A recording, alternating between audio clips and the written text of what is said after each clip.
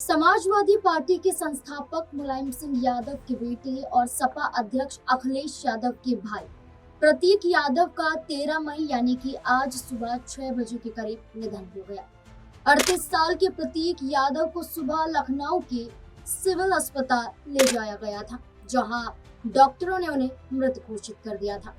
प्रतीक के शव का पोस्टमार्टम केजीएमयू के डॉक्टरों के एक पैनल ने किया, जिसमें सामने आया कि प्रतीक यादव के शरीर पर किसी भी चोट की पुष्टि नहीं हुई है। वहीं सिविल अस्पताल ने कहा है कि प्रतीक की मौत जहर से भी नहीं हुई है। पोस्टमार्टम की वीडियोग्राफी कराई गई थी।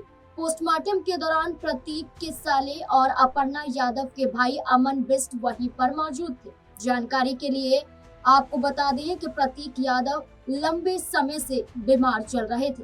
हाल ही में वे मुंबई से काफी दिनों तक अपना इलाज करवा रहे थे और वहां से लौटकर उत्तर प्रदेश पहुंच चुके थे, लेकिन 3 दिन पहले भी उन्हें मेदांता अस्पताल में भर्ती कराया गया था। ऐसी जानकारी सामने आई। उन्हें डायबिटीज, बीपी, सांस फूलने के साथ साथ फेफड़ों में खून जमने की शिकायत भी थी। सिविल अस्पताल के सीएमएस डॉक्टर देवेश चंद्र पांडे ने प्रतीक यादव का शरीर नीला पड़ने के सवाल पर कहा कि ऐसी कोई जानकारी नहीं है। इसके साथ ही उन्होंने कहा कि पहले ड्राइवर आता है और एक डॉक्टर उनके घर पर जाता है। हालात सामान्य न होने पर उन्हें अस्पताल लाया जाता है। तब तक उनके शरीर में कोई हरकत नहीं दिखाई देती और उन्हें मृत घोषित कर दिया जाता है।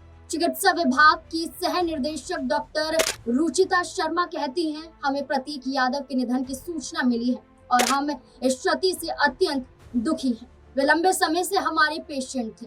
मैं उनका हाई ब्लड प्रेशर और हाइपरटेंशन जैसी बीमारियों के लिए काफी समय से इलाज कर रही थी। कुछ ही दिनों पहले उन्हें फेफड़ों में ब्लड क्लॉटिंग होने के बाद यहाँ भर्ती कराया गया था। ये एक ऐसी स्थिति है जिसमें रक्त का थक्का धमनियों में चला जाता है और वहीं जमा हो जाता है, जिसके बाद समस्याएं उत्पन्न होने लगती हैं। उनके फेफड़ों में रुकावट के चलते उनके हार्ट फंक्शन पर भारी असर पड़ता हुआ भी नजर आया था, जिस वजह से उनका इलाज चल रहा था। कुछ दिन पहले वे सांस लेने में तकलीफ उन्हें महसूस हो रही थी, ऐसा डॉक्टर ने कहा। ये तकलीफ होने की शिकायत की वजह से वे अस्पताल भी आए थे, जहां उनका इलाज हुआ था। वापस घर पहुंच गए थे, लेकिन इस बार अस्पताल आए, घर वापस जिंदा नहीं जा पाए, क्योंकि जैसे ही हॉस्पिटल पहुंचे उन्हें मृत घोषित कर दिया गया था। आपको बता दें कि उन्हें प्लूमोनरी एम्बोलिज्म जैसी बीमारी के बारे में पता चला है डॉक्टरों के जरिए। प्लूमोनरी एम्बोलिज्म की स्थिति अपने आप में गंभीर होती है और इसमें काफी जोखिम होता है। शुरुआत में जैसे कहा गया कि शरीर में, फेफड़ों में खून के थक्के जमा हो जाते हैं, जिस वजह से दिक्कत ज्यादा होती है और ये वही समस्या है। वे अपनी स्वास्थ्य समस्याओं से पूरी तरह से अवगत थे, ऐसा डॉक्टरों का कहना है। वे नियमित रूप से ब्लड प्रेशर की दवाई भी लेते थे, अपना ख्याल भी रखते थे, ऐसा डॉक्टरों द्वारा जानकारी दी गई। प्रतीक की पत्नी और यूपी राज्य महिला आयोग की उपाध्यक्ष अपर्णा यादव भी दिल्ली से लखनऊ पहुंच गई। अपर्णा सोमनाथ मंदिर गई थी और रात में दिल्ली ही रुक गई। पति के निधन की खबर सुनकर दिल्ली से निकली अपर्णा लखनऊ में अपने घर पहुंच गई। आपको बता दें कि अपर्णा के पिता और भाई अस्पताल से प्रतीक का शव लेकर घर पहुंच गए हैं। केजीएमयू अस्पताल ने अपर्णा के पिता अरविंद सिंह बिष्ट और भाई अमन सिंह बिष्ट को प्रतीक का शव सौंप दिया है। शव को अब विक्रमादित्य रोड स्थित आवास पर अंतिम दर्शन के लिए रखा गया है। शव के घर आ जाने के बाद अखिलेश यादव की पत्नी डिम्पल यादव और बेटे अर्जुन यादव भी उनके घर पर पहुंच चुके हैं और इस बीच डिम्पल यादव अपर्णा यादव को संभालती हुई भी नजर आई हैं। सूत्रों के मुताबिक प्रतीक यादव का दाह संस्कार आज ही होगा, ऐसा कहा जा रहा है। दाह संस्कार लखनऊ में गोमती नदी के किनारे पिपरा घाट पर या दिलखुश में होगा, ऐसा कहा जा रहा है। आपको बता दें कि भाजपा नेत्री अपर्णा यादव के पति प्रतीक यादव के निधन के बाद अब सोशल मीडिया पर एक अलग तरह की बहस शुरू हो चुकी है। लोग ये जानना चाह रहे हैं कि अब परिवार में बेटा तो है नहीं और उनकी 2 बेटियां हैं, तो अंतिम संस्कार की परंपरा कैसे निभाई जाएगी। भारतीय समाज में आज भी मुखाग्नि को लेकर कई मान्यताएं और धार्मिक धारणाएं जुड़ी हुई हैं। आपको बता दें कि परिवार के निजी दुख के बीच ये सवाल इसलिए भी चर्चा में है क्योंकि अब समाज में बेटियों की भूमिका को लेकर सोच तेजी से बदलती जा रही है। बता दें कि हिंदू धर्म ग्रंथ गरुड़ पुराण में अंतिम संस्कार और मुखाग्नि को लेकर विस्तार से नियम बताए गए हैं। गरुड़ पुराण के अनुसार मुखाग्नि यानी कि अंतिम संस्कार देने का प्राथमिक अधिकार मृतक के पुत्र यानी कि बेटे को होता है।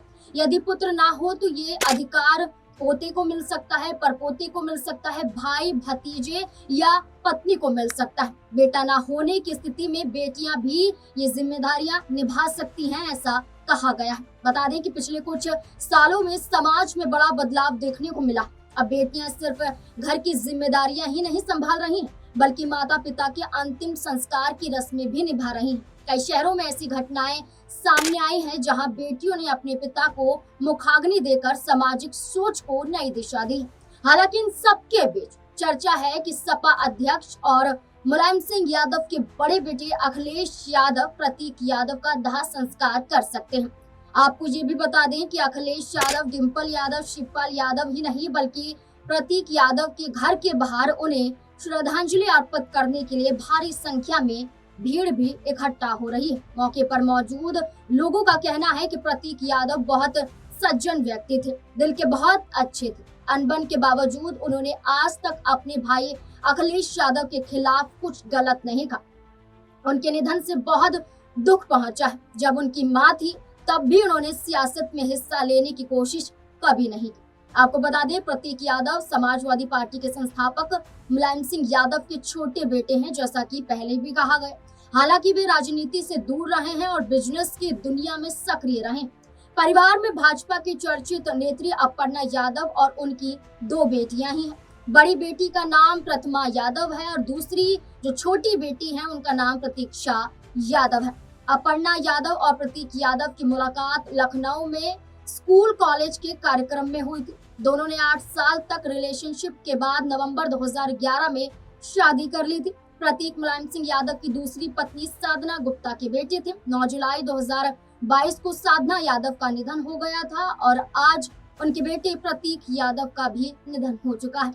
ये कहा जाता है कि साधना चाहती थी कि उनके बेटे यानी कि प्रतीक यादव राजनीति में आए। वो चाहती थी कि मुलायम सिंह यादव के बाद उनकी जिम्मेदारी उनका बेटा प्रतीक यादव निभाए, लेकिन प्रतीक यादव ने कभी भी राजनीति में कोई दिलचस्पी नहीं दिखाई बल्कि वो खुद अखिलेश यादव को आगे करते हुए भी दिखाई दिए हैं। यहाँ तक कि अखिलेश यादव की किसी भी कार्य में कोई भी रुकावट प्रतीक यादव ने पैदा नहीं की है। यहाँ तक कि अपर्णा यादव जब भारतीय जनता पार्टी में गई तब भी कोई मन मुटाव सामने नहीं आया था। सिर्फ ये कहा गया था कि वो उनकी इच्छा थी, वो भारतीय जनता पार्टी में जाना चाहती हैं। इस बीच में प्रतीक यादव ने कोई भी कलह उत्पन्न नहीं की थी। अब प्रतीक यादव 38 साल के थे और 38 साल की उम्र में चले जाना एक बड़ा धक्का न सिर्फ परिवार को बल्कि पूरे समाज में भी लगा है। अब ऐसे में कहा जा रहा है कि आज उनका अंतिम संस्कार हो जाएगा। इस बीच में अखिलेश यादव मुखाग्नि कर दे सकते हैं। ये भी कहा जा रहा है कि उनकी बेटियां भी आगे आ सकती हैं। अब देखना होगा कि जहां पोस्टमार्टम के जरिए तमाम सवाल खड़े किए जा रहे हैं, जहां जांच के दायरे में रहते हुए दावा किया जा रहा है कि ना तो शरीर पर कोई चोट के निशान मिले हैं और ना ही कोई जहरीले पदार्थ के सेवन की जानकारी मिली है, बल्कि ये कहा जा रहा है कि फेफड़ों में ब्लड जमा होने की वजह से जो एक बीमारी है इससे ग्रसित थे प्रतीक यादव, जिसके चलते न सिर्फ वो मुंबई बल्कि लखनऊ के अस्पताल तक भी पहुंच जाते हैं, मेदांता अस्पताल में भर्ती भी रहते हैं और आज सुबह अपना दम तोड़ देते हैं। अब ऐसे में मुखाग्नि का समय है क्योंकि आज ही उनका अंतिम संस्कार किया जाएगा, ऐसा कहा जा रहा है।